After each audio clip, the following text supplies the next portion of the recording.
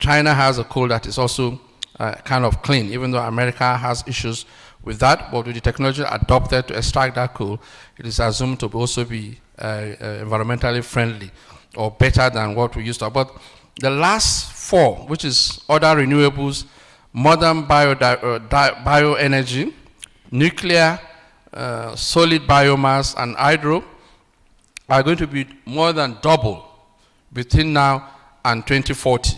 And that means that that is where the global demand will go, and that's where the global investments will go. So if you want to partake in that global trend, then you need to be moving towards that place, because these fossil fuels that you are in is going to be getting lesser and lesser demand unless you create that demand within the African country or the developing economies continent. Okay, so I'm almost done now, Chair. Now, what are the implications for developing countries, the risks and the dependencies? So we see fiscal vulnerabilities, because, for example, now, if there's a swift shift from fossil fuel, don't forget that the largest source of forex, foreign exchange for Nigeria, more than 80% is from oil exports, even though we are still exporting crude and they're spending more than 100% of that on importation. But I think with Dangote refinery now, we are seeing a substantial reduction in that. We pray that the negotiations are going well so that Dangote don't start exporting, because we already heard that Dangote is already negotiating with other countries to supply refined products to them as against to Nigeria because of some of the issues we have domestically. So we see major implication for developing economies, fiscal vulnerability, because those flows from declining fossil fuel revenue. We see energy poverty and affordability challenges, because these fossil fuels are becoming more expensive because the technology and all that has going to be is limited now. The global economy are not going that place. And then the rising cost of green finance, because if you are not too green, then the cost of accessing green finance will have higher premium. And we're already seeing that in our economy. Then the technology dependence.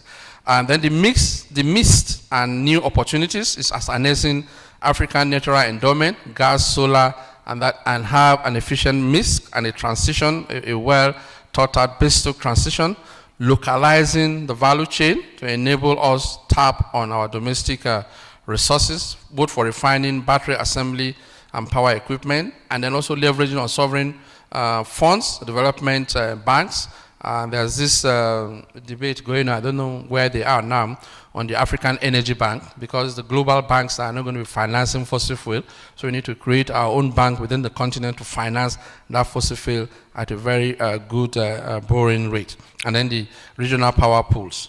Now my last slides will just be to talk through some of these sheets. 40 years of renewable energy production in every country. So you see the trends, the map is tiny, but what I just want to show you is that the rising trends are going to be coming largely from the big red gap. The big red gap you see there, which is China. You see the line, the darker red under China is actually United States, and you see that paralleling out there. But the decline you will see is largely coming from Africa, South America, and you have countries like Turkey in the European region that are going down the trend in terms of renewable energy production in those economies. Now, what are the strategic opportunities to turning this disruption into leverages and opportunities? One will be to building resilient energy financing architecture, which is one of the Energy Bank, African Energy Bank I just discussed, so that domestic capital market and green bonds, carbon credits are created within the continent, positioning developing countries as partners, not passive suppliers, and that's why I said you should have that conglomerates of countries that will now have a higher fighting power at the global scene instead of Nigeria doing its own, Ghana doing its own, and other countries. So if you have a group, African countries, this is total volume, Angola, Nigeria, and other fossil fuel dominant economies, and you have a larger. So that partnership should be very important for negotiation on the supply side. So we shouldn't just be passive supplier and looking for individual. We should have a cartel too that we'll be able to use to do that. And designing transition policies that are in line with our growth processes, including our initiative towards inclusion and sustainability, and investing in energy data research and regional innovations. This will be my last graph, which is also showing the evolution of global electricity demand by region, which is on the left, yes, your left-hand side, and then the right-hand side is the regional share, just to show you the percentage. And the larger percentage in terms of the evolution of global energy demand by region is coming as by 2025, is going to be coming from China, which is the yellow line. But we also see growth in other Asian economies, is the red line. But the top blue is a decline that we are seeing from the United States, because they are also domesticating their supply source to shield themselves from global vulnerability. In conclusion, what is the policy call and what are the forward direction? Reimagining the energy governance is a major issue. Professor Iledare and Professor Adenikiju have always mentioned these governance issues, institutional capabilities and resilience, and strong institutions that will drive that regulatory power to enable us have a transparent and accountable governance structure for the energy sector. Africans should lead the financing process and have a just and socially friendly transition mechanism. It should be a shared technology platform to reduce the cost of technology adoption. There should be strengthening of the South-South cooperation within the continent, so we don't go far north. And then you have that conglomerate that will be able to help us to have a large market power and also have a large market space for the consumption of these fossil fuels or other energies that we think are not too clean, but need to be exhausted before we move into the global space. That also goes to gas utilization and then carbon market trading. The institutionalized energy transition funds, so that access to it is distributed within the continent, and that's where you have the Afrexim Bank, African Finance Corporation, and the African Energy Bank. So my last word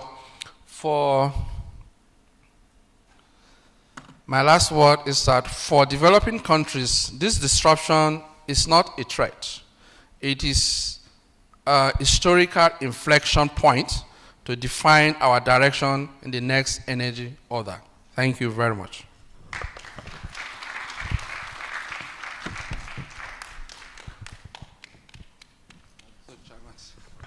Thank you very much.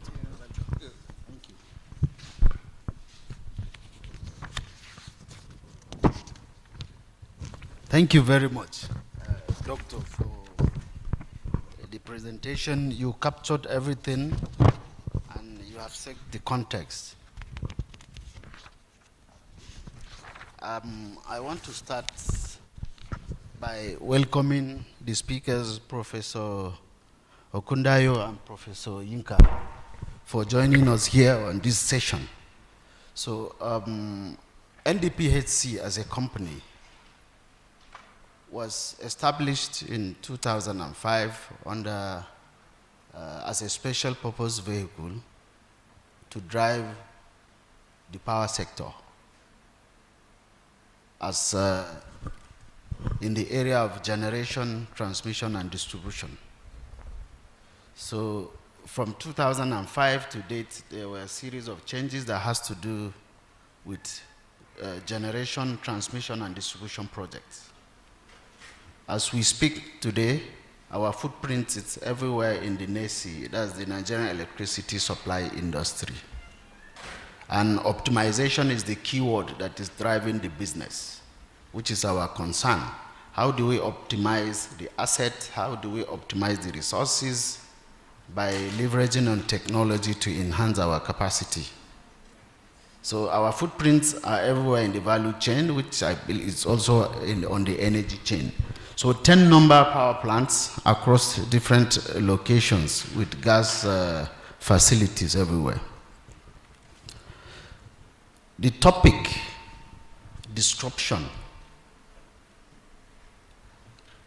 Professor Okundayo, how are you going to relate this disruption in relation to a developing country like Nigeria?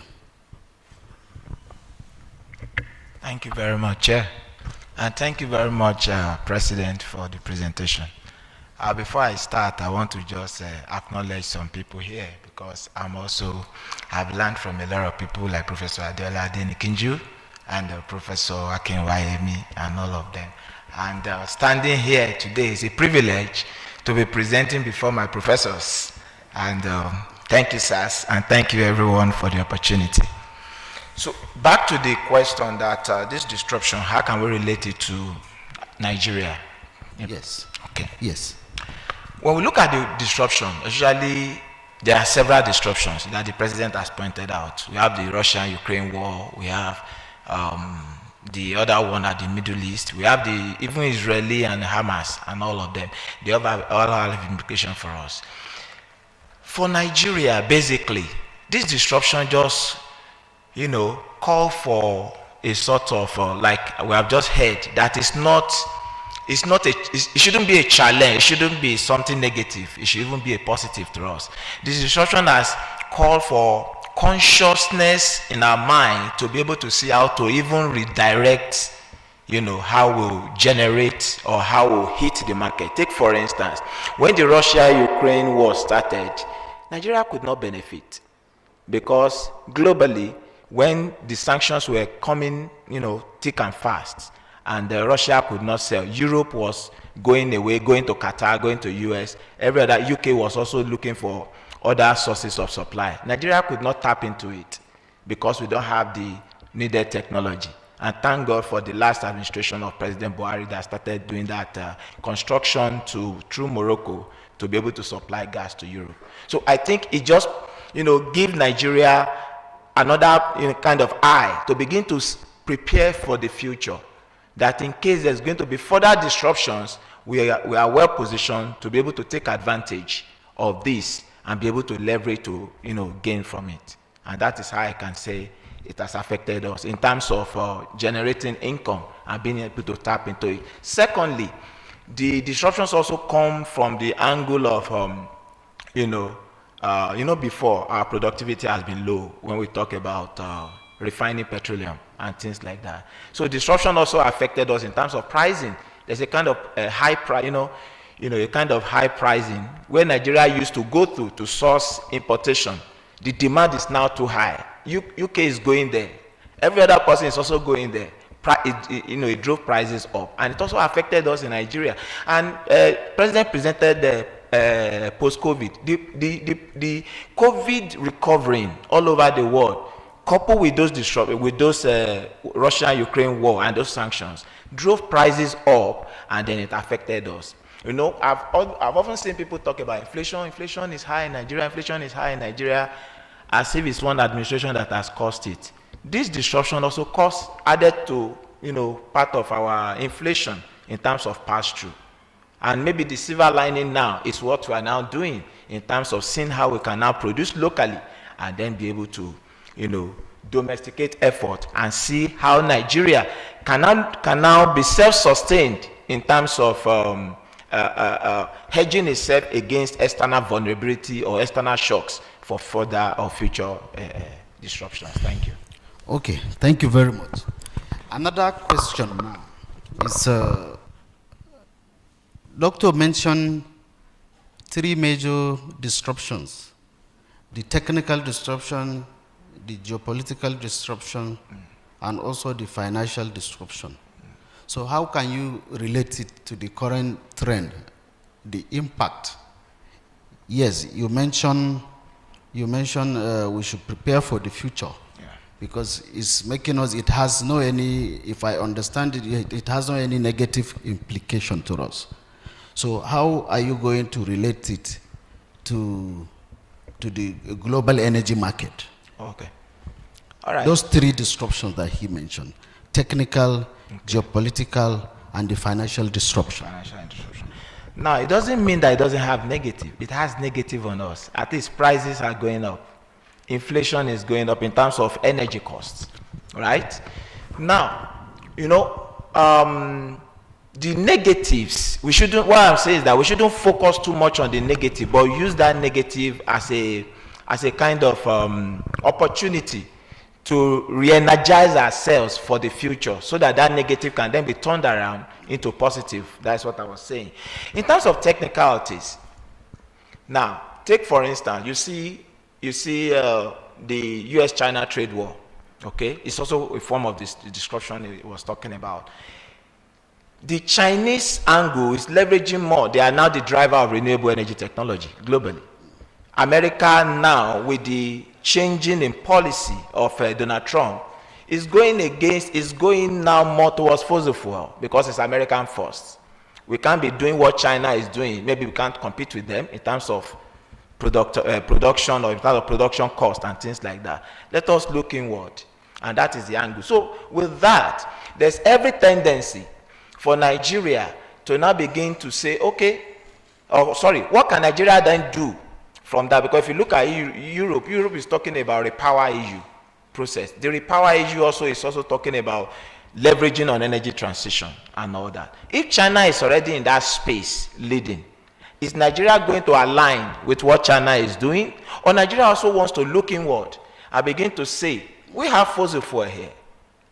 Is there a way? I remember I did a study in 2016 on BRICS, which is on the Capital Investment Channel of Environmental Improvement, and I was able to also, I cascaded it in 2018 for SANEM, which is Africa's Big Five. And my argument was that we are going transition. Does it mean we should abandon the fossil that God has given us, which is a free gift of nature? Do we have the technology to be able to compete with the rest of the world in terms of going renewable? Or do we continue to depend on them to give us these opportunities? So what I looked at in that area is that, is there a way, can the nature of capital investment we have, can it help us to leverage this fossil fuel while we are able to still meet our net zero emissions target? And that was the goal. And it was very interesting, that result. And since then, that has been a major breakthrough in this field when it comes to that. And I think that is the area we can leverage on technology. If you look at, take for instance, the Dangote refinery stuff now. Dangote refinery is doing about, using fossil fuel, right? Yes. But it's able to capture about 90% of its carbon through this carbon capture. So the whole world is talking about carbon capture and storage, CCS. It's able to capture about 90%.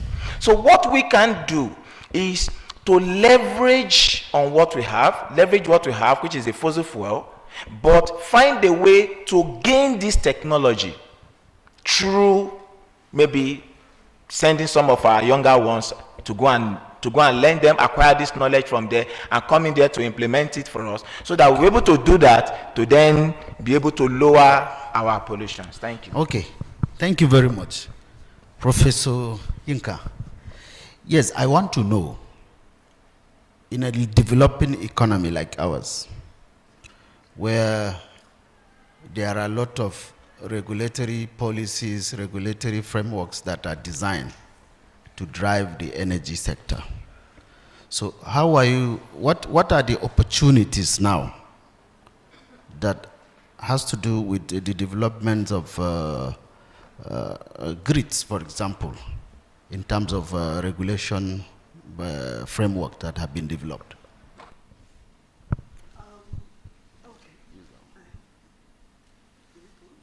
Can you hear me? Okay, thank you very much. I think I need to situate my conversation within a general context and ask everybody here. I've been researching and working in the energy area for decades. Can you tell me what hydrocarbons or oil has done to better your life in Nigeria in 60-something years? That's number one. Half of Nigeria still remains without electricity. If you can tell me that, let us know. We've remained a mono economy all this time. We have an undeveloped downstream. We talk gas, gas, gas. We don't have the infrastructure to develop the gas and make it retail. So when we are saying we must work with oil, we can only do oil, they just look at us and laugh. If you look at Dr. Mahmoud's slide, the bid for Africa, did it grow over all those years? And those are Western-made slides. When you see that the bid for Africa is the same in 2025, 2035, 2040, 2060, the West is saying you don't have the sense to grow your energy needs. That's just the truth. Because Africa is a place with 600 million people that are not utilizing their energy well. Nigeria, till yesterday, I went and bought black market fuel in Abuja, showing the downstream is in still a basket case. So we need to situate this whole thing of, oh, we can't leave our oil. We can't do renewables. Tell me how many of you are going to put a gas project in the places where I have my mini grids. You are not going there because the economics is completely wrong. So like, if you're talking, what are the disruptions? You can look at the disruptions pretending that we are the only Nigerians in the room, that we're symptomatic of Nigeria. We are not. We are the elite sitting in this room. Far from it. And even in this room, or elite room, the light went off. So if you look at that, some of the things, one of the disruptions is really the fact that the world is moving towards net zero and the transition is real. I did a fellowship in Harvard for 3 terms. I met people, I've said this thing many times, I met people not having children because of climate change. I met billionaires putting in their money, billionaire dollar, putting in their money into things that have to do with trying to guard against net zero. I met people getting ill. So you need to know that when you are talking green finance, it's green, it's never going black. So Dr. Mahmoud, that green finance, just the definition has shut out oil forever into it. And it's not because the financiers don't want money, but they don't dare, because the green lobby is very real. In this room, how many of you know of Greta Thunberg? Please, who has heard of Greta Thunberg?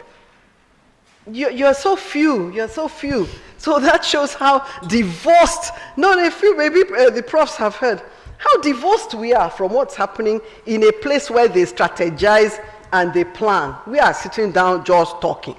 That is just the bottom line. Fact, half of Nigeria is not getting anywhere if we do not use renewables. The gas talk is just talk so far. Let us see proper implementation of that. We need to understand that. So in the area of renewables in Nigeria, for once, a lot is happening that is good. To come back to the question, yes. A lot is happening, and that is because of the Renewable Energy Agency in Nigeria, which is at the forefront and is for once globally acclaimed. As a researcher, I had grown weary of researching a topic to find that Nigeria is at the bottom of the list every time criticizing. I was so happy to find that when I was researching before I started my solar energy journey, that we were being commended for having good regulations and for having an active renewable energy agency. So there's a very good renewable agency framework, which we've been able to be part of, my company has been able to be part of and has pre-qualified. There's a grant system that is placed, and there's a move to get to those people that have never ever had electricity before, and to get to, even there, go and say diesel now, go and carry your diesel to those rural areas and say that's what you're going to use for them. It's prohibitively expensive.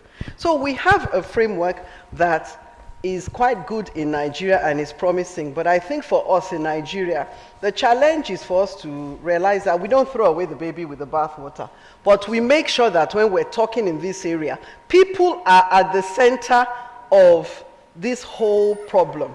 My problem with economists is that they forget the people. And you start talking about statistics, airy-fairy statistics that fly in the air. When people are dying, they are dying every day. They can't buy gari, they are dying of preventable diseases. Babies are being born dead on the spot because they were born in the night and they had to use a lantern to give birth to them. People are dying of snake bites because they are walking in dark places. But if you put the people in the middle, you'll see that, yes, you develop your oil. It's good for us to have natural gas. It's very complementary. We've never developed it in Nigeria. So let's develop it quickly, because I'm telling you, with the green lobby, the money for that will soon short. It will have to be your Nigerian rich men. You have to get them to bring out their money to do these things. It's a possibility, but we need to realize that they coexist. There's no question of saying that they don't. So that is where, I think I would stop. Yes, thank you very much, Prof. Well done. It's a what? So now, It's a real position. Prof. Prof. Okay, yes. So what can you say about the current energy mix that we have? Yes, we have different sources of energy, like the renewable you mentioned. We have the gas, we have the hydro, and how is the synchronization of these three different sources of energy? Well, what I would say is that, first of all, the primary problem arises, the primary problem arises is because from the onset, Nigeria did not prioritize satisfying domestic demand. We prioritized exportation. So that is why, like Professor Adenikiju said, we have the shameful statistic of being a major exporter of crude and a major importer. So that is a huge problem that we have as well. So we are inordinately dependent on oil.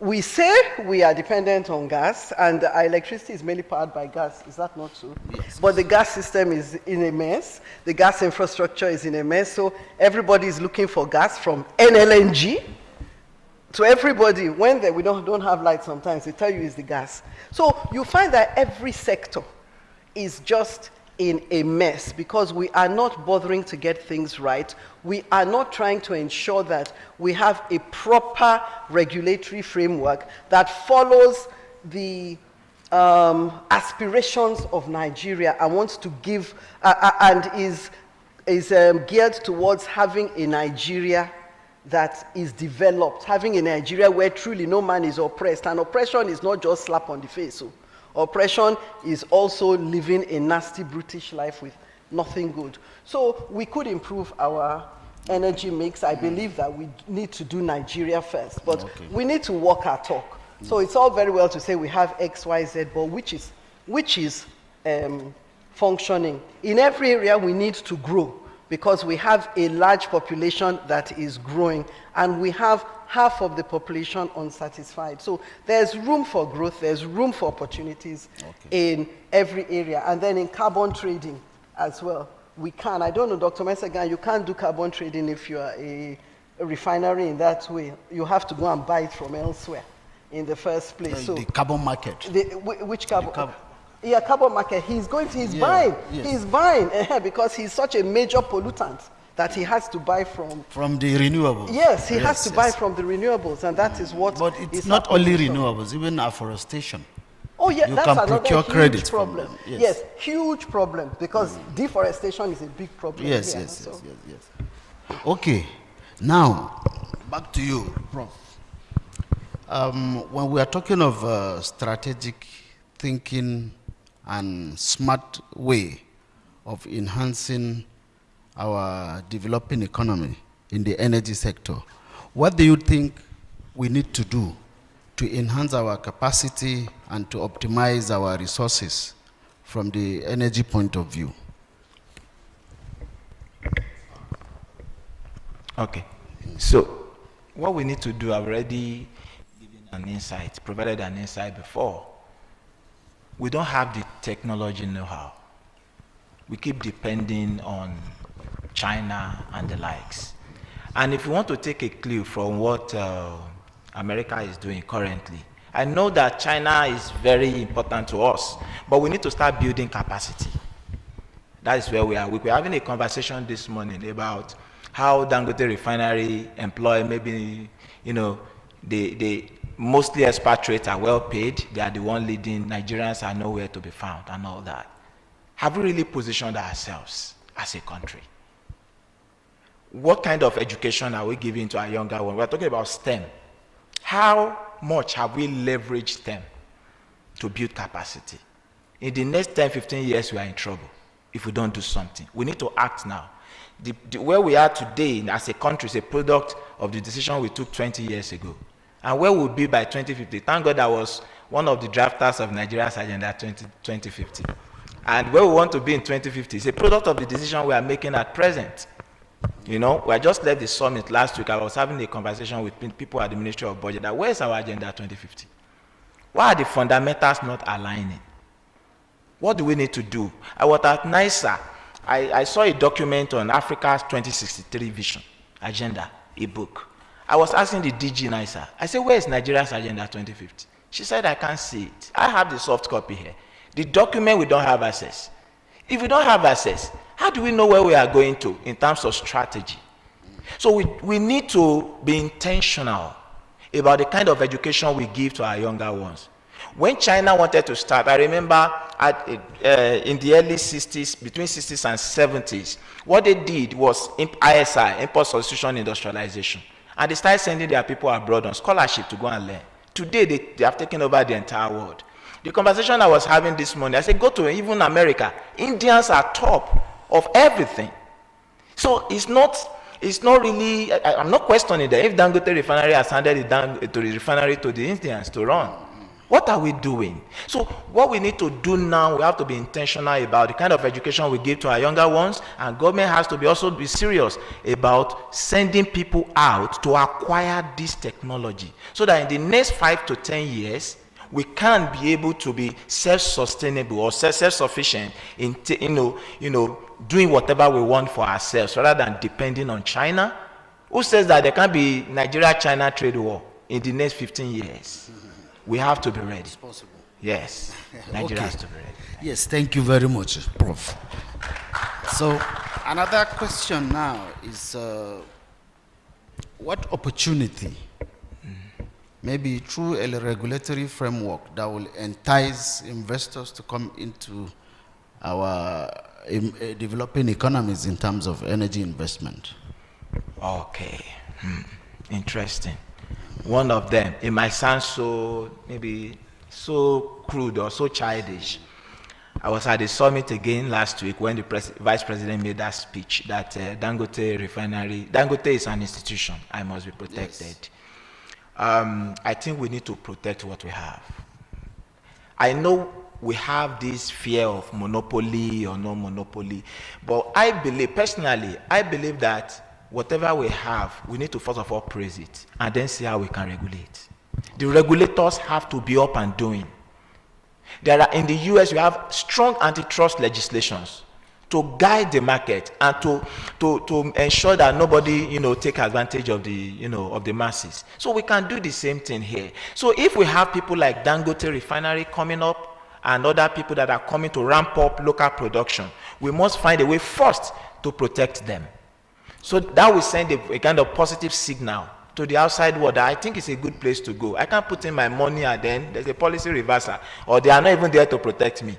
You understand? That is number one. Number two, we are talking about rates. Thank God rates are coming down gradually now because of inflation, is going back, and the MPC is also trying to rejig inflation interest rate. We also need to also look at that angle to also see, most of the investment coming is more into the portfolio. I think we need to see more aggressive investment coming into the, into the foreign direct investment, and that can also come in through a very lower inflation rate. If you're able to also, interest rate, NPR. If NPR can also at least be a bit moderate, yes, we can be able to attract investors. Thank you. Prof, over to you again. So I want to know, from the renewable perspective, presently as we speak, yes, you mentioned some critical issues that has to do with the regulation. So what can you say from the renewable perspective and in the area of tariff? Where are we today in the developing market like Nigeria? Tariffs in the renewable sector? Yes. Okay, tariffs in the renewable sector, that's actually a difficult space in the sense that the tariffs are higher than even the band A. And that is a fact of the economics of getting into that space because it is not charity space. And so the tariffs hover around 40 cents. So obviously when there's big inflation, then they are affected. But you find that a lot of producers don't want to increase to that extent. So that is a challenge. But the thing is, no matter how high the tariff is, solar energy remains cheaper than diesel or petrol. So once solar is displacing diesel or petrol, it's more economic for the people, and they say so. I have testimonies of the people always saying that. So they will always pay for solar energy. Then again, I'm telling you that it's more expensive to have no light than to have light. Then the third thing I will tell you is that energy is very addictive. The only quarrels I have in my communities are like a rainy season when the supply is affected. And that's how I discovered how comatose and awful the gas sector is, because I was trying to at least back up by having some sort of retail gas. It is a very addictive thing. Once you have electricity, you want it because it makes life easier and you make more money. So you want it very much. It's very essential. So that really is the truth of the matter. Yes, it's expensive. Are they paying? Yes, they are paying. Is there theft in the mini grid area? Zero theft, completely. And incidentally, is there money? Yes, green finance is there in that area, but you must be strong in governance. Strong in governance. There's a lot of money waiting to come in if you meet the right conditions. Okay, thank you very much, Prof. I have another question for you. Yes, because for you to talk of opportunity in an emerging economy, especially West Africa or African continent, we have talked about carbon market. What opportunity do you think the Nigerian developing economy is having in the area of carbon market, carbon credit, and how will you relate it also to the tariff? Well, it helps because, I mean, it's a difficult market. I am in that area out of passion, simply because I believe passionately in the realization of SDG 7, and I've done a lot of research in that area. You simply cannot live well if you have no energy. You are a walking dead person. I can prove it, outside. Okay. So it was something I believed in very much. It's driven by people who believe in it, but the money is slow and the money is not very easy, so to speak. So that is an issue. So being able to sell your credits helps to make additional money. And the thing is, there are a lot of people who want to be seen as green. And right now, a lot of the aware companies also want to collaborate with green initiatives. So for example, our fourth grid is financed solely by SEPLAT. And it was given to a community that SEPLAT chose. It's another arrangement. Maybe next year I'll present it as a paper here, because it's it's going to be a community-driven initiative, and they're going to pay for the electricity. So carbon and decarbonization must meet. That's what I keep on saying, and they can work together, and decarbonization stands to make a lot of money. From carbon. Yes, because and then carbon looks good. They can say, oh yes, I'm green, I'm spewing out all these greenhouse gases, but on the other hand, I am helping to ensure that greenhouse gases are reduced. Yes, because as you speak, Prof, I don't even know where we are in terms of the carbon market presently in Nigeria. Underdeveloped. Yes, it's still in the process. It's ongoing. While other countries, some people are earning credits by reducing emission of...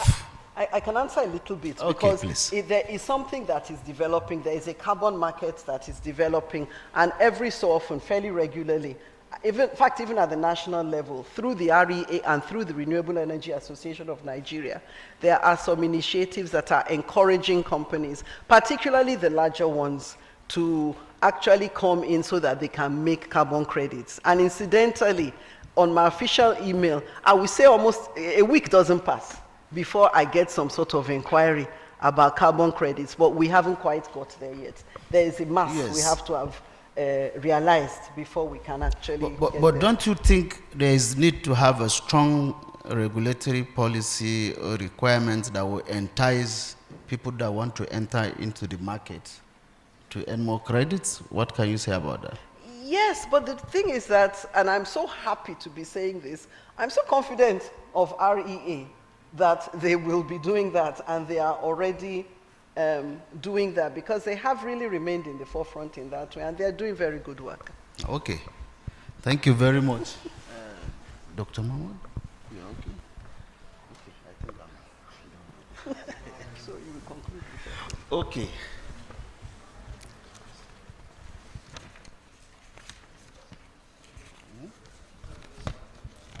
Their last question? Okay, yes, okay. Okay, to conclude, Prof, just give us a recap Okay. on the disruptions and the opportunities and how impactful they are going to be to the Nigerian emerging economy. Okay, my recap is, it goes thus.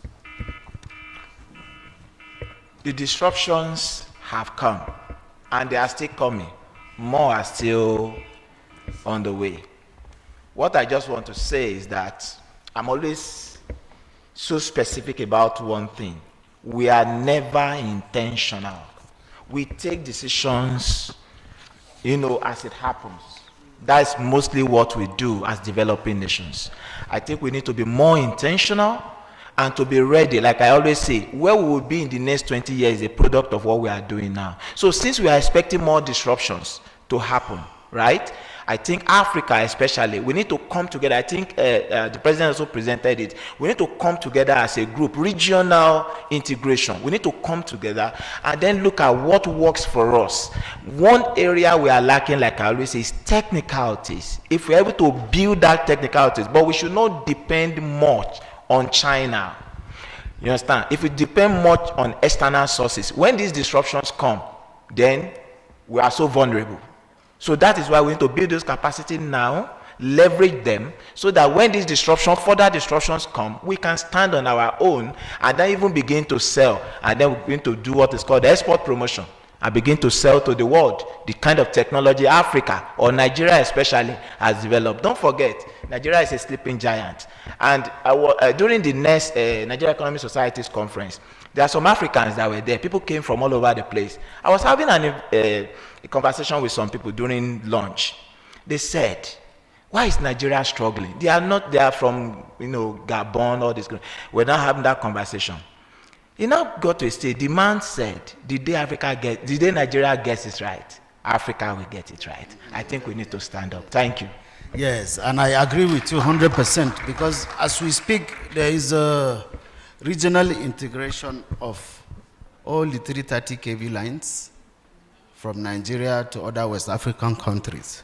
So they do it so that there will be a power purchase agreement between the participants, which are the member states, and also they will operate a common grid instead of each country having its own. So I agree with you 100%. There is need for us to have a regional collaboration and regional integration in order to move the region forward. So, Prof, over to you.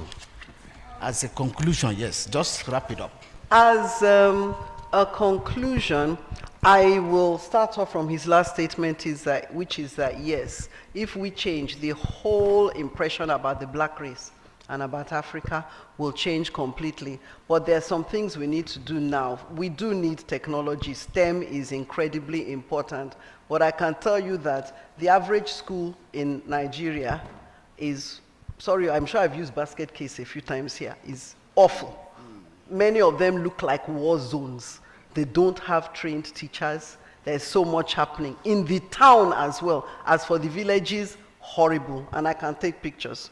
So we have a huge educational problem. You're not getting those technical people if you don't even start giving them basic reading, writing, arithmetic in the first place. But time they get to university, hey man, they've cheated their way through, they've done all sorts of rubbish, so you only have the best. So we have to actually start walking our talk. Face our educational system. Gandhi is the one who started the Indian thing that we see, whereby Indians rule technology globally, not globally. So we actually have to become intentional and not act at the whim or caprice of any president or minister who comes in. We now have to actually start planning and ensuring that we're walking in a proper direction. And from the oil industry perspective, as long as you have a downstream that is in a suboptimal condition, just know that you will not be getting maximum, in fact, you are going to get very minimal impact from the oil industry, as has been happening to us now. So we really need the authority to step up and sit up, and we need Nigeria to understand that we need our development, and for us to be able to have this development, we actually have to walk our talk. It's not just implement the PIA, but it's a lot more than that. Put in certain things, but ensure we walk towards a common direction and objective. Thank you very much. Thank you very much. I will close it. Sorry. Okay. From the floor, I think we have a lot of professors here, maybe for your own inputs or any addition that has not been captured. We appreciate input from you. Thank you. Yes.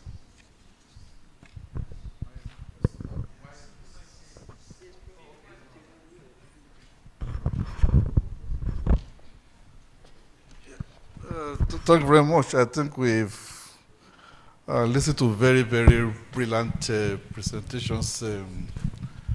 Is it morning or afternoon now? This afternoon. I just want to stress one of the areas that, I think we'll be making a very big mistake if we continue to think that, the world will wait for us while we are still running around this issue of our oil and gas. We think that we are indispensable, and I don't think we are really. And what policymakers and academia should do really is to lead this debate in terms of, look, that the world is changing, okay? The transition is real. And I just want to give an example, okay? Because if we look at the trend now, I saw that, look, the trend is showing that renewables are not growing very fast. BP says, in 2050, oil and gas will still dominate. And then that will lure us to go and sleep. Now, if you look at this phone, Google and all these phones that we hold, Google was not there 20 years ago, okay? A lot of this technology, 20 years ago, they were not there. We woke up one day and now our lives depend on Google, depend on a whole lot of this social media.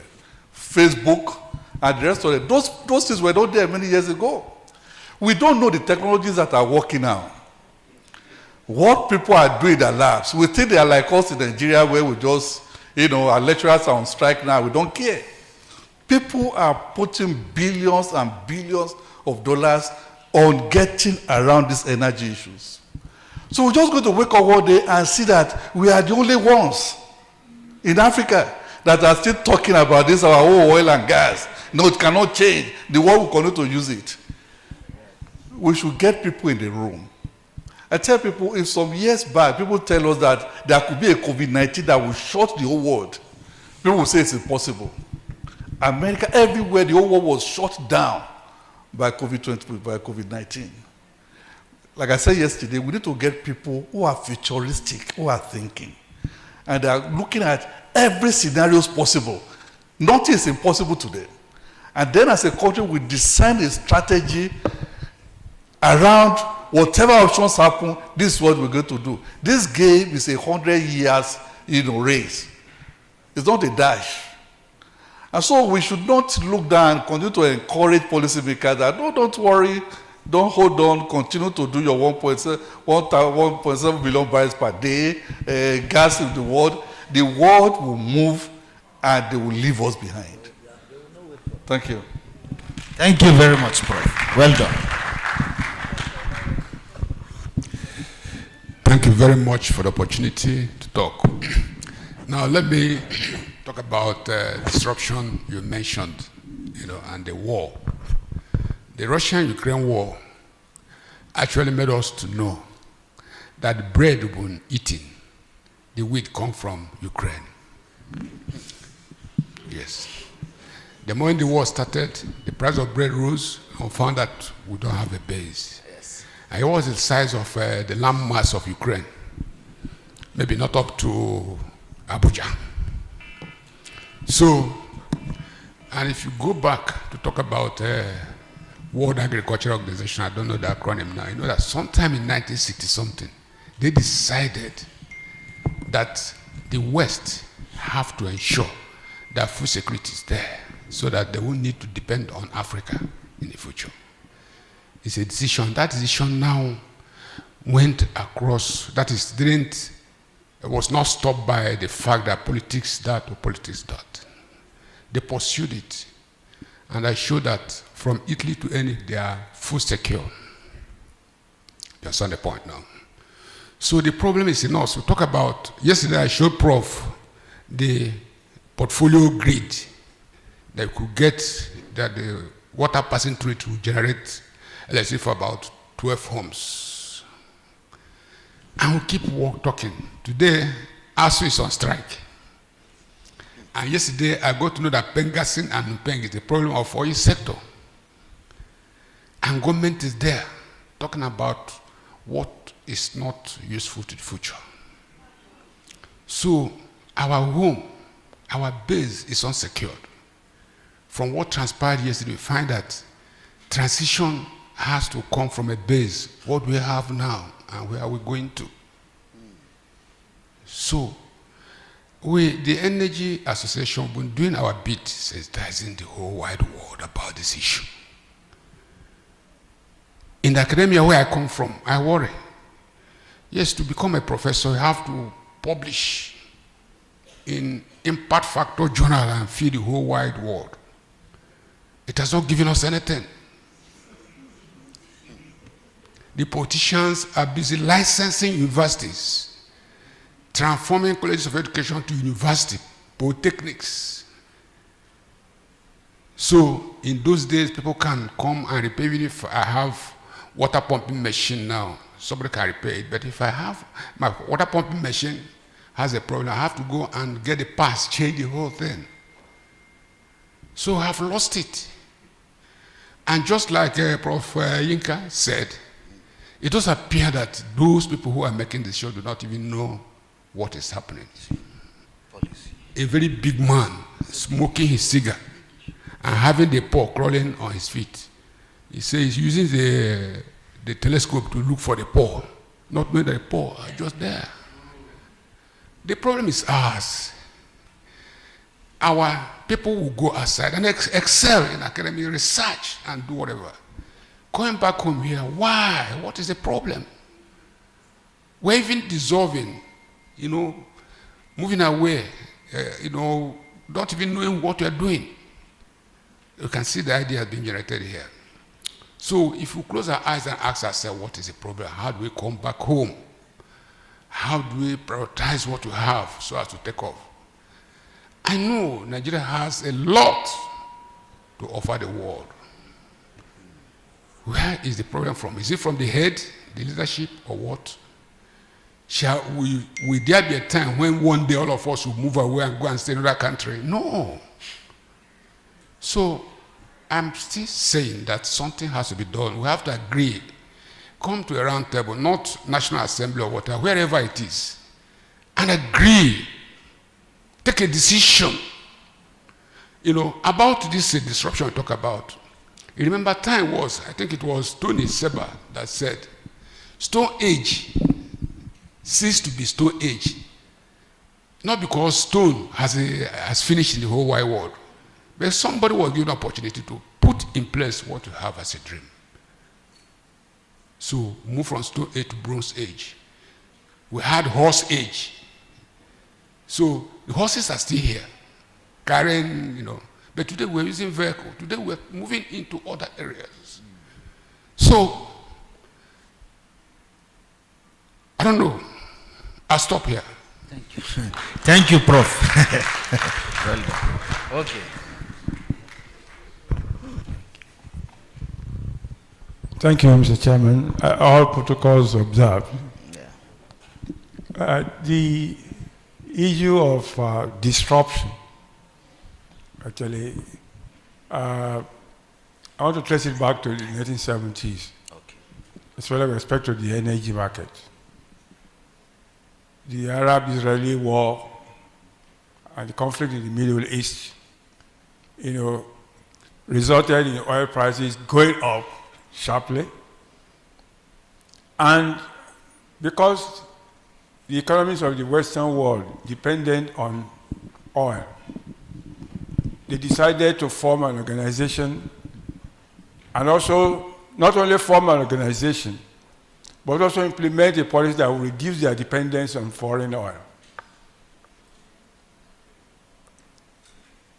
They were intentional about what to do with respect to that disruption. And since that time, disruptions have been coming in different directions. So the future is going to be full of disruptions. And the question is, will we still remain, as we say in game theory, talk is cheap. We like to talk so much in Nigeria. Education for all by year 2000. Health for all by year 2020. And nothing happens. Nobody evaluates what has happened, where are we, where should we be? Okay, how do we then transit efficiently into this new world order? It's a new world order defined by geopolitics, defined by, cultural imperialism, all kinds of things. So I think we need, especially in Africa, to stop talking cheap. ECOWAS, where has ECOWAS led us to? You see, many of these things, we need to come together to be able to form a strategy that will produce the kind of outcome we are looking for. But where is ECOWAS?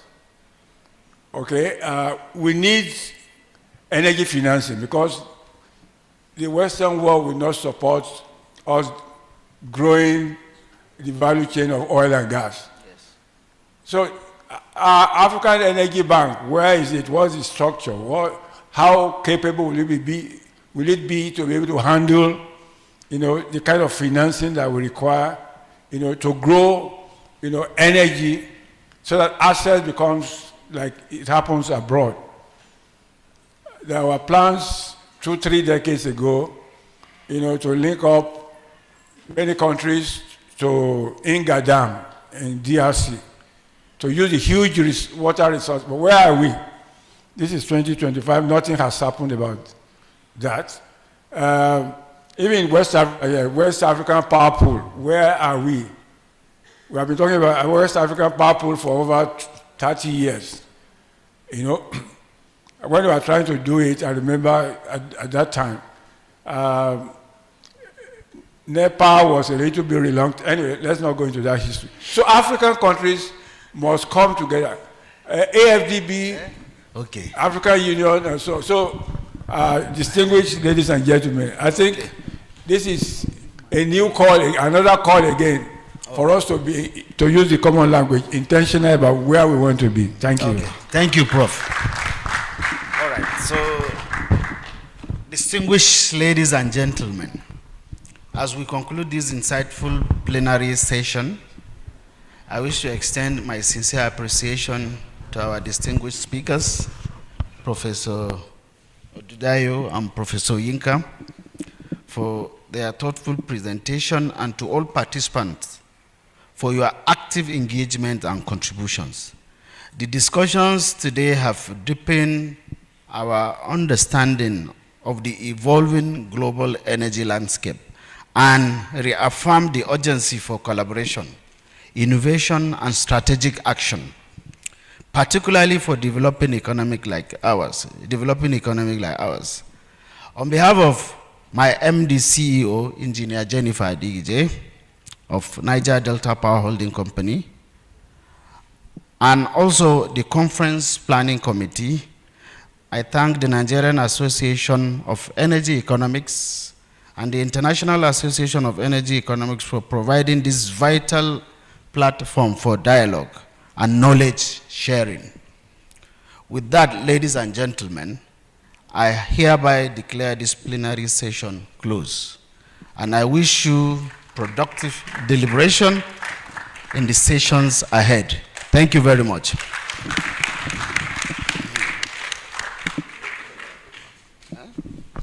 Thank you so much. Please give them a round of applause once again as they take a group photograph. We'll call on our pioneer president, Professor Iwayemi, to kindly help in giving them their award plaques. Please celebrate our pioneer president as he comes forward to give them plaques one after the other. The first would be to the chairman of the plenary session, Engineer Bello Busayo Bello, FNSC, Executive Director, Networks of the NDPHC. Thank you so much, sir, for ably representing Engineer Jennifer Adigije. Please, can you give our president the first plaque for Engineer Babayo Bello, please. Yeah, he's presenting it.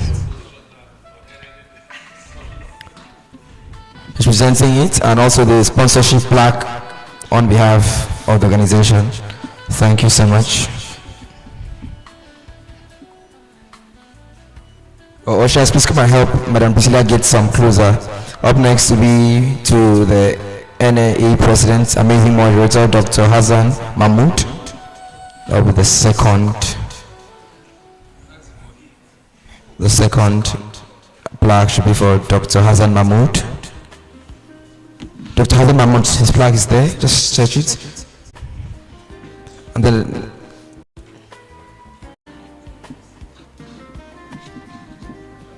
after Dr. Hassan Mahmoud, we have Professor Ekundayo Peter Misigan. So, Hassan Mahmoud first, thank you. Thank you, sir. Please can you celebrate this thing once again?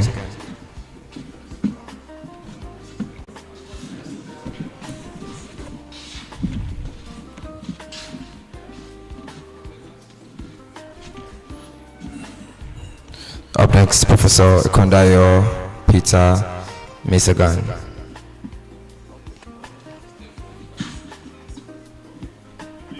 And then last would be to the most amazing female on the team, Professor Yinka Omorube, SAN, FNAEE. We also have some sponsorship award plaques. Please kindly indicate if you are here. NEPRC, if there's anyone from NEPRC would like you to come forward. CPEEL, if anybody from CCPEPL, please come forward for your plaque. PTDF, please come forward for your plaque. Green Energy Limited, please come forward for your plaque. NUMS, NUIMS, NNPCL, please come forward for your plaque. NMDPRA, please come up for your plaque. And Global Gas Refining Limited, please come up for your plaque if you are here. Thank you. AA Holdings, if you're here, please indicate. Let's have a plaque. Thank you.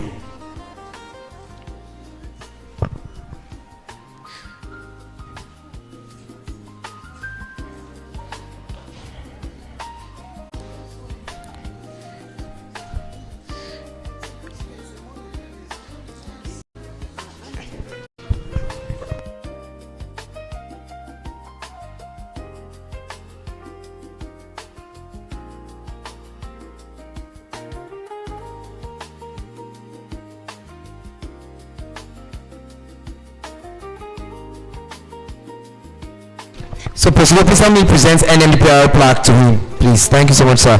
Madam, please put NMPR plaque. They are here. NMDPR. That one, yes. Yes, Presido. Okay. Papa Nepo is going to do it. He's going to do it. Please. You give him for sponsoring this event. Thank you, NMDPR.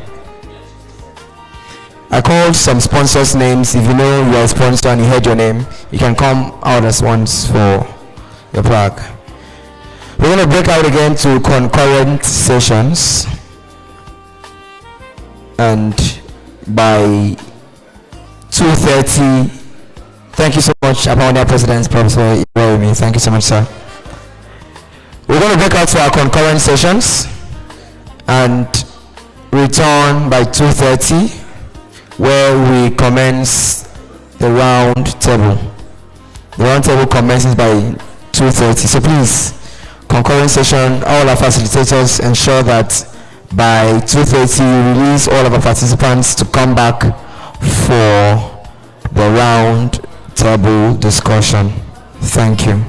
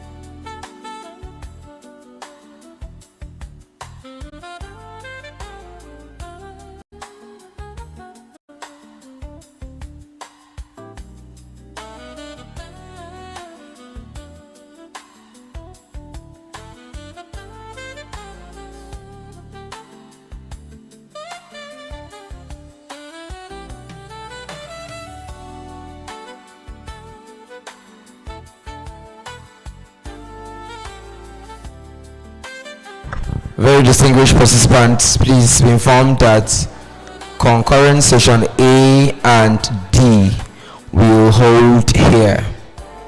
Concurrent session B and C will hold in the other venues where we held earlier on. Thank you.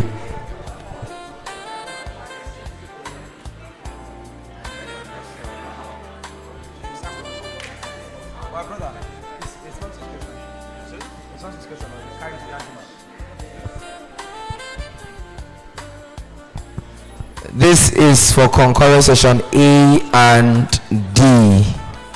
Head over to the other halls near the VIP lunch area for B and C. Please understand that these sessions must wrap up on or before 2:30. By 2:30, we would be pleased and most esteemed to have you back on your seat here for the round table discussion. Thank you.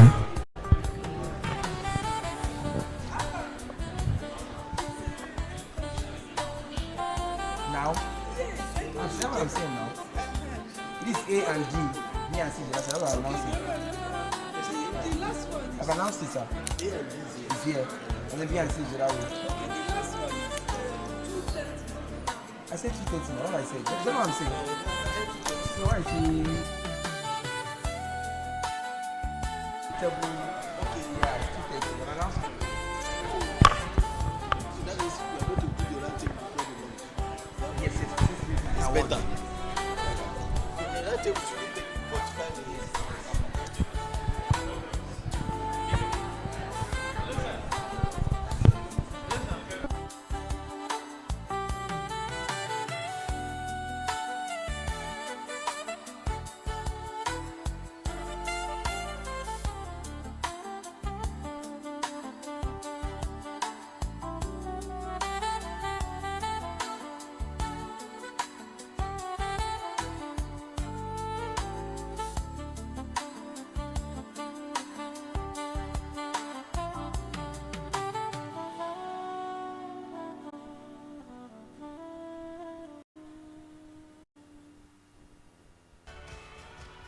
Life's beautiful moments consist of people and places, people and moments, people getting opportunities, people meeting people. At Waka Now, we are dedicated to ensure that you meet the people you need and those you love, that you don't miss opportunities, that life's beautiful moments never pass you by. So, think travel, think Waka Now. Please, if you have your presentation here for room A and room D, please bring your slides to the technical team if you're presenting right away.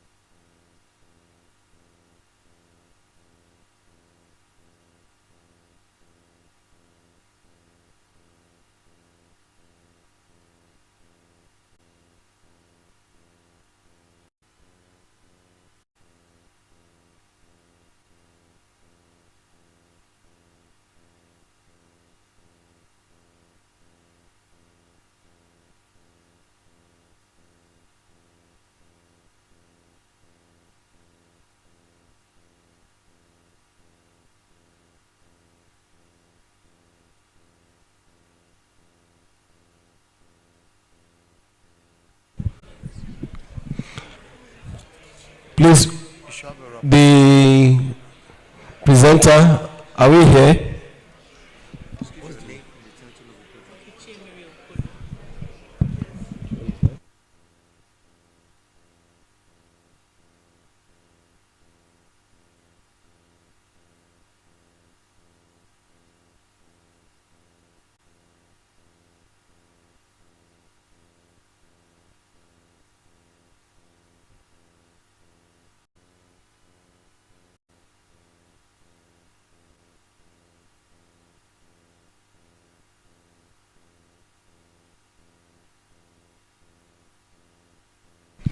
Can we please move forward?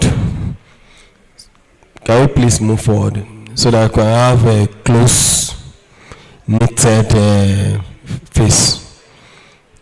It will help. The presenter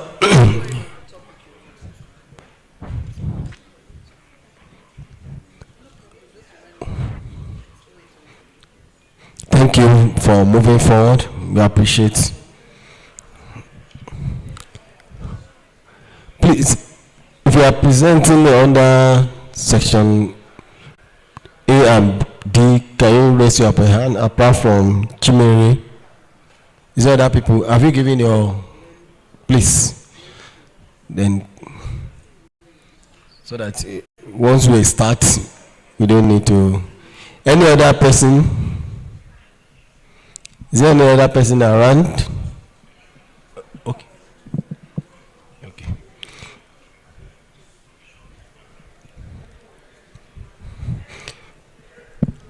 Our IT, are you ready? Can you project it? So we have Chimere Okolo from CPE UHA. She's presenting on the topic Beyond Mining, Harnessing Nigeria's Vast Mineral Resources for Economic Growth. Lesson from the Bloomberg study on the cost of producing battery precursors in the Democratic Republic of Congo. Can you please welcome her with a clap as she presents? Please, let's encourage her. Ready. So you can go to this stage.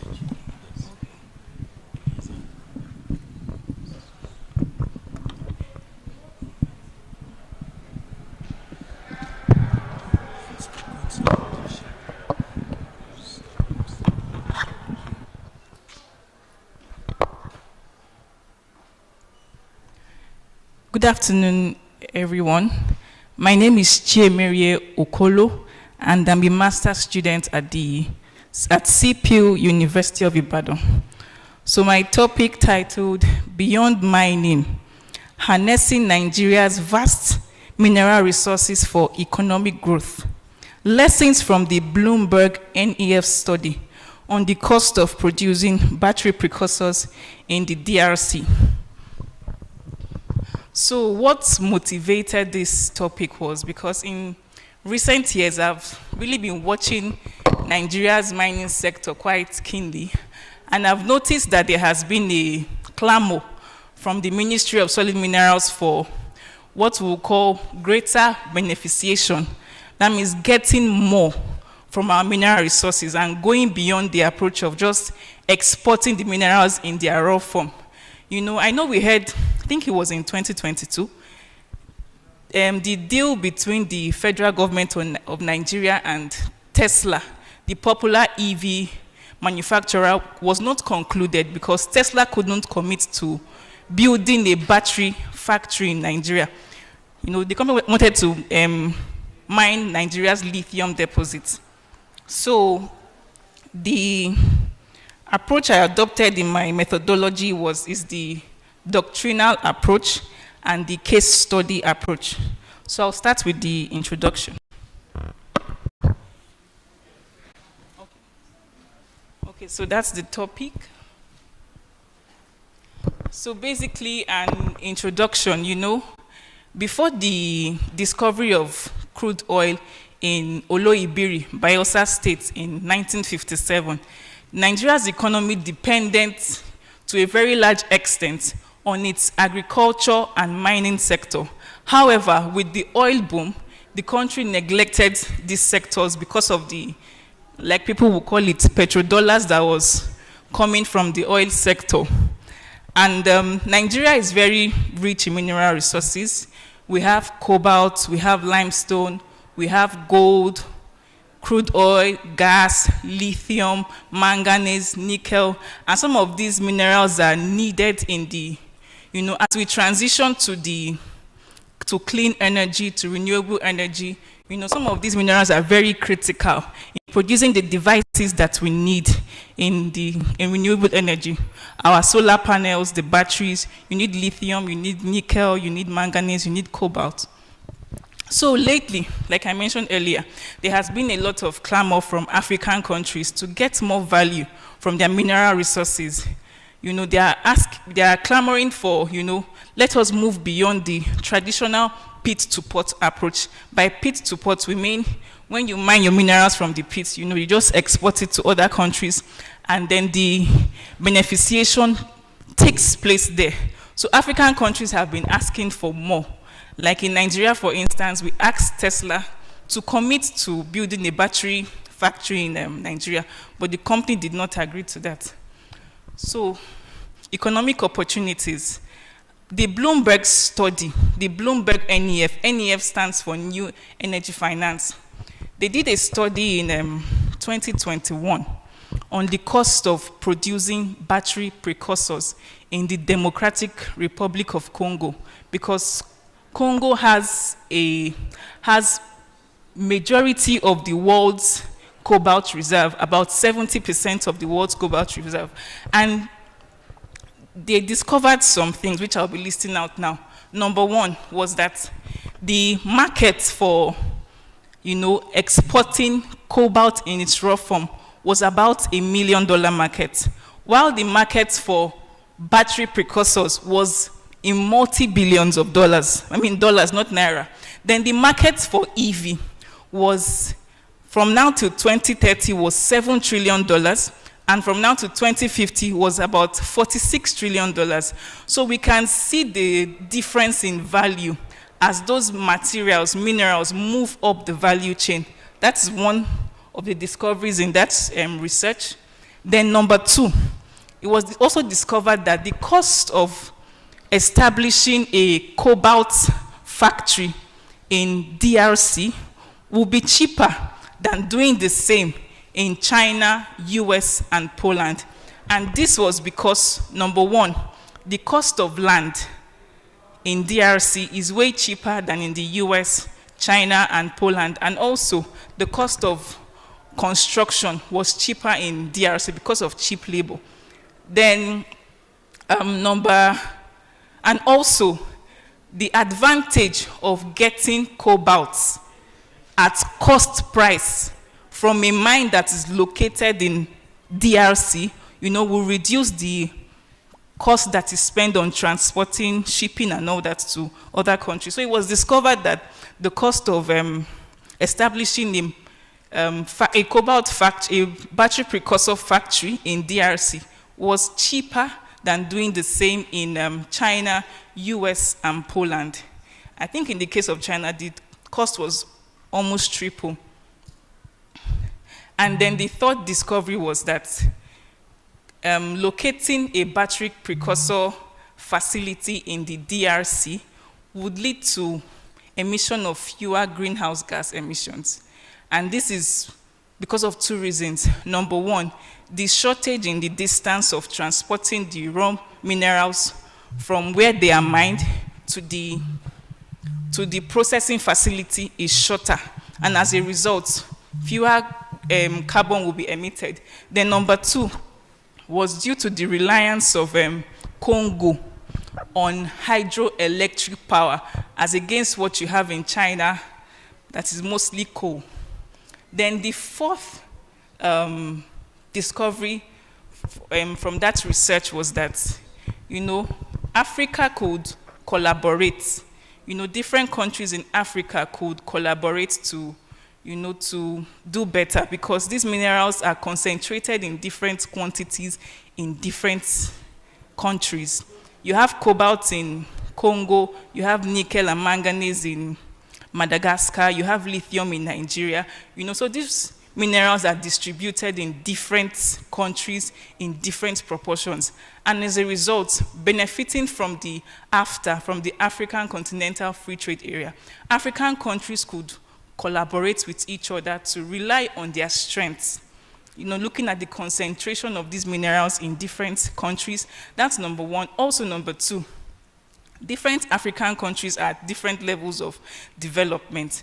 For instance, in terms of assembling of cars, in terms of their usage of electric vehicles, for instance. In South Africa, you have more people using EVs than you have in Nigeria.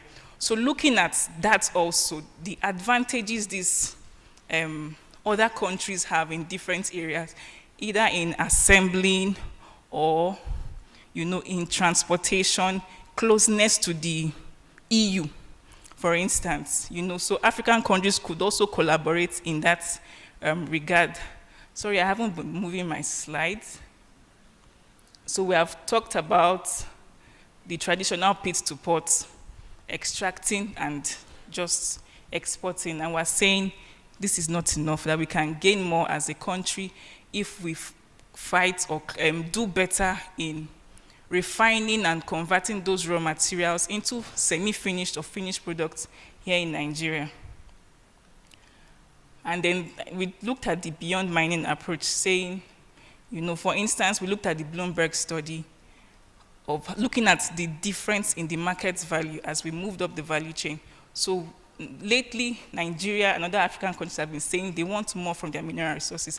They want more local beneficiation, because if we can implement this successfully, it will lead to increase in revenue. It will boost industrialization, lead to job creation, and also transfer of technology and skills. So okay, I've talked about the study and the results from the study. So briefly, I looked at Nigerians' legal framework for resource beneficiation. So Nigeria's mining sector is governed by the Nigerian Minerals and Mining Act 2007, and if you go through the Mining Act, you will see that there is really no direct provision on resource beneficiation. However, the Nigerian Mineral Value Chain Regulations, which is enacted pursuant to the Mining Act, contains provisions on resource beneficiation. And, you know, when if you go through the regulations, you would see that, yes, there are provisions to ensure resource beneficiation in Nigeria's mining sector. However, it is not mandatory. You know, it is not mandatory, and I think not making it mandatory has really affected I don't know if I would say compliance with the policy, but it has affected you know, it is not compelling enough for these miners to, you know, move up the value chain. So I looked at, yes, it provides fiscal incentives, but that is not enough, as we can see. It is not enough. We need more than fiscal incentives. The regulation should make it mandatory to, you know, process, refine minerals in Nigeria before they are exported. So challenges and recommendations, I'll take the two of them together. So the number one challenge in Nigeria's mining sector is illegal mining. If there is still a very high rate of illegal mining, it is hard to even talk about beneficiation on that level.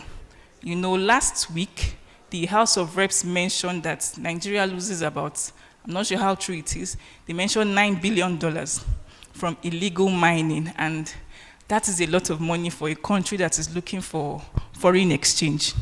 So, also in 2023, the federal government also inaugurated the mining marshals to curb and combat illegal mining in Nigeria. They have been successful, but illegal mining is still an issue.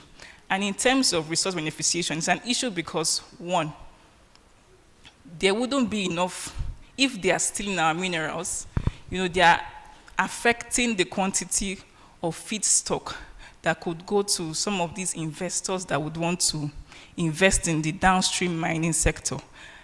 That's one. Number two is we have seen in recent times that communities that have a high rate of illegal mining also suffer from a very high rate of insecurity. We have countries like Zamfara, for instance. So this shows us that if there's still illegal mining, talking about conversion to finished or semi-finished products is still a long way. So we need to deal with the issue of illegal mining first. Number two, weak legal framework. The framework as we have it now is not enough. Even before conducting the study, I didn't even know we had a framework for resource beneficiation. That shows that it's quite weak and it has not delivered on the expected results. However, I will commend the Minister of Solid Minerals. He has been doing a lot in the mining sector lately, and he has been pushing for resource beneficiation of our mineral resources. I think this year, a lithium factory, a Chinese company established a lithium factory in Nasarawa State. So that's a good one. We're moving from where we are, are getting to our destination, but there's still a lot to do. Infrastructure deficits. So I remember during the last session, Prof mentioned that what we have in Nigeria cannot really help us push, for us to use our gas more. When there's deficits in this area, it will discourage investors from coming in to invest in this area because they'll have to do what ordinarily the government should provide: roads, rails, and more. Then capital and skills shortage. To invest, we have a lot of small and artisanal miners in Nigeria. And to really tap into this, this shift into renewable energy, into our lithium, cobalt reserve, we need heavy capital investments, and only a few Nigerian companies have that financial capacity. So there's a shortage of capital and then skills shortage.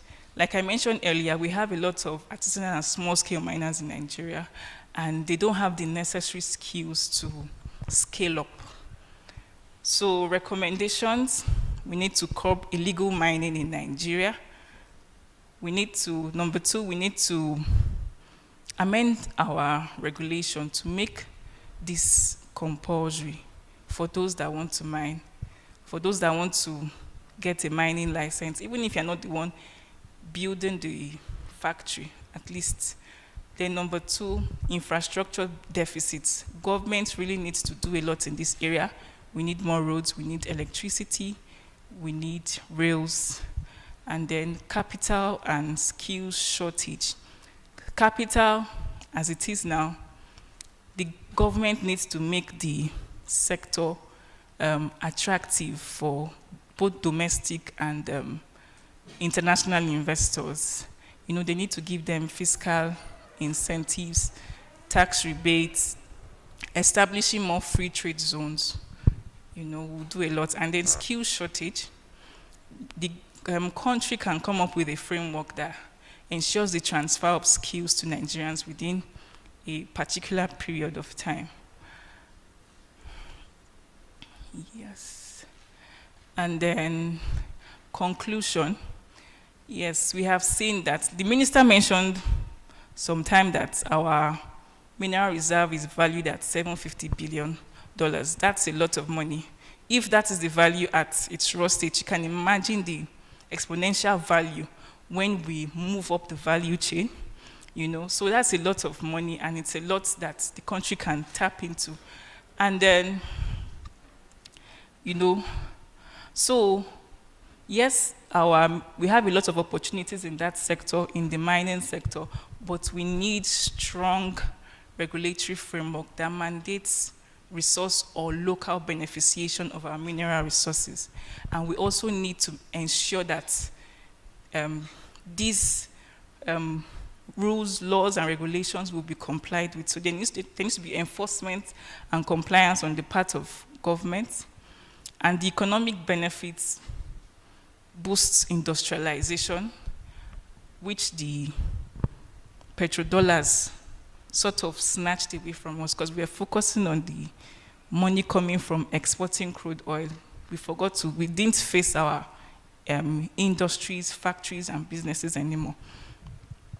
So, you know, I'll end by saying this, that I termed it the second wave of resource wealth. The first wave was crude oil, gas, and then the second wave of resource wealth has come. Even though we haven't yet accepted it, we're still clinging to our crude oil. But, you know, like Prof mentioned during her session, she said this green thing is serious. It's not just, you know, it's not just talk. It is serious. It really affected people. She said she saw people that couldn't give birth because of, you know, the impact of carbon on their health. So in order for, Nigeria is really in a very strategic position. It has a bulk of these minerals that that countries need to transition to green energy. We have lithium, we have nickel, we have manganese, and even for the minerals we don't have in abundance, we can get it from other African countries. So in order to ensure that what happened during the oil and gas boom, and is still happening, does not happen in our mining sector, we need to invest, we need to boost Nigeria's downstream mining sector, you know, to ensure that we take advantage and we scale up this $750 billion reserve that we see and take our mining sector to the next level. Thank you very much. Okay, thank you. Thank you, Chimere. Any question from the audience? Thank you once again for your call. Come. Where's the usher? Okay. You can come down, please. Any other person with question? Okay. She did a fantastic job on the beneficiation of the Nigerian mineral resources. Excuse me? Okay. Start from here. Thank you. I think you have done a very good. It's not working. We'll turn it off. Okay, I think you've done a very good job, and it's actually a topic for different reasons I really wanted to listen to. So when you started, I said, "Oh yes, I'm really interested in this." I think your actual paper, you need to beef it up with better statistics on the mineral deposits around. Yes, I guess you have that in the. It's in the actual paper. It is in the. slide. I wasn't Yes, sure because yes. sometimes that happens because again you'll find that your paper it will be a source of information for people that are interested. So, generally good. It's detail that I believe that you should go into as regards the paper. So those are my general comments. But thank you very much. It's very good. Thanks.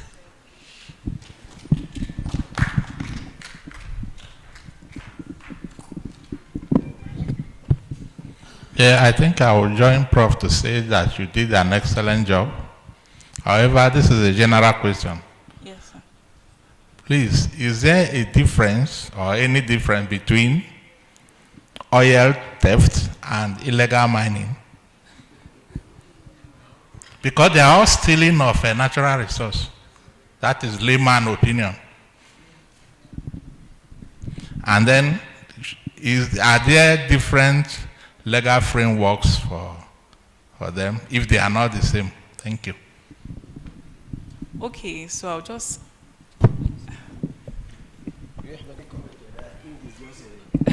I think it's just a general comment that the illegal miners and the oil theft, they are doing the same disservice to the nation. I think I also join others to comment your paper, like you said. The illegal miners are they selling always to illegal companies? Because when Most of them I export thought to it. myself that the person that wants to establish a lithium factory, why can't that person buy from these illegal miners? All they want is a market. And if that person establishing is quite ready to pay them that amount and even a premium because they get a pittance. You have improved the economy. That is the truth of those people. Yes. Against the background of one who believes that what is being called illegal should be made mainstream. And that company that is there is in a great opportunity to just tell them come. Once they're buying into a legal channel, then it's different. In the same way in the oil industry, because I know that's where your mind goes. In the same way, if they made it mainstream, then they will be fine. Yes. Once we made the factory available for the illegal mining or illegal something, it becomes legal because you will pay premium and you too you'll be forced to pay tax on the mineral resources. Thank you once again for the presentation. Wish you the best of luck. Please let's give her a round of applause once again. No, thank you. Who's the second presenter? I saw him. You are the one, am I right? What's the name? Paddy? Chinedu.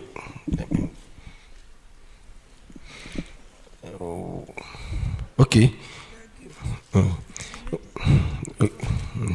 Iwako Chinedu Eto, am I right? So you are presenting from Chuemeka Odumegu Ojukwu University, Anambra State. Is presenting on financial development, energy transition, and unemployment in Nigeria. All right. Okay, thank you. Welcome, Uwafo. Please, you may proceed. Thank you.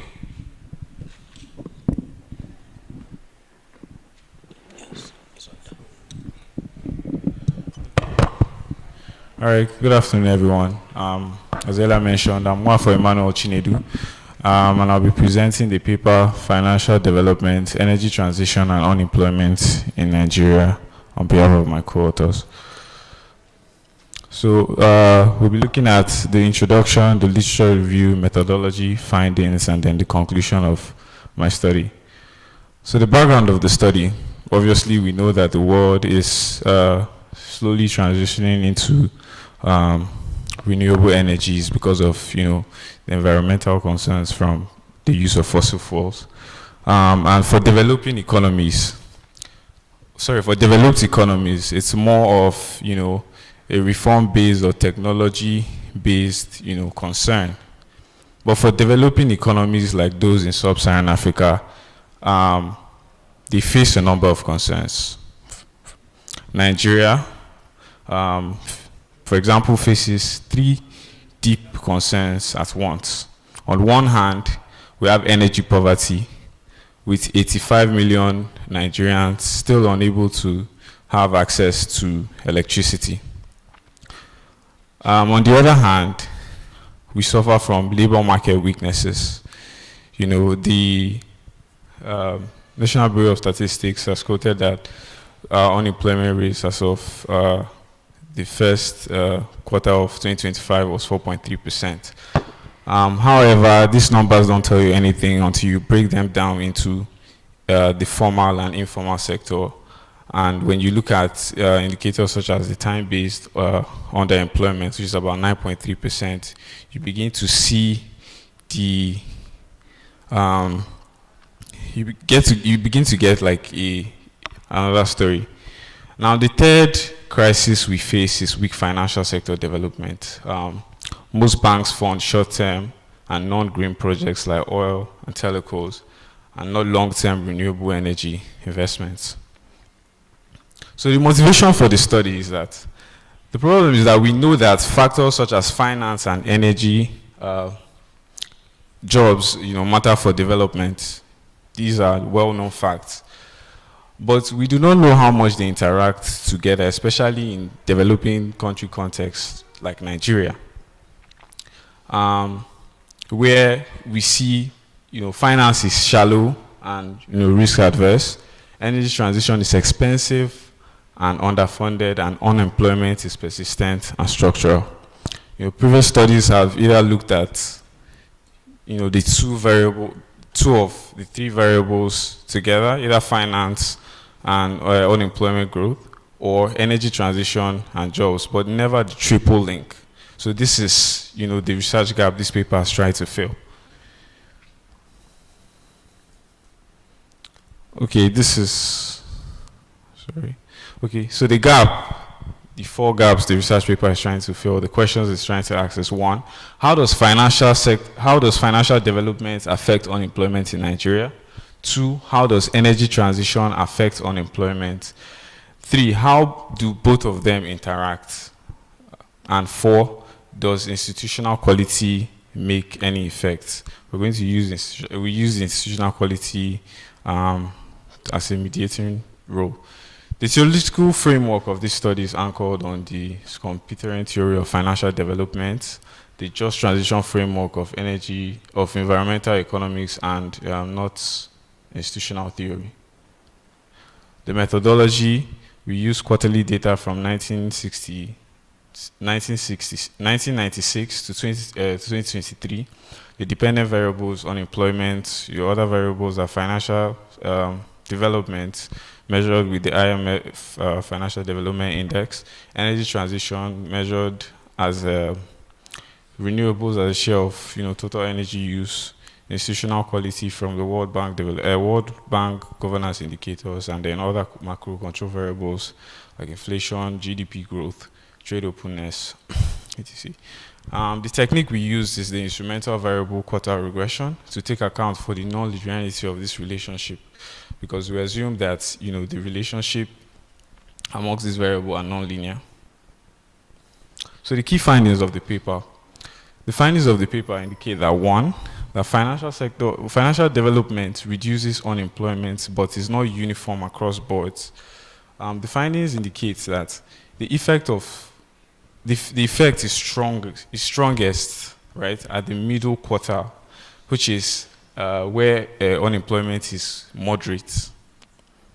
That financial sector or finance will only reduce joblessness only when unemployment is moderate and not when it's either high, and would not have a much stronger effect when it is high or low.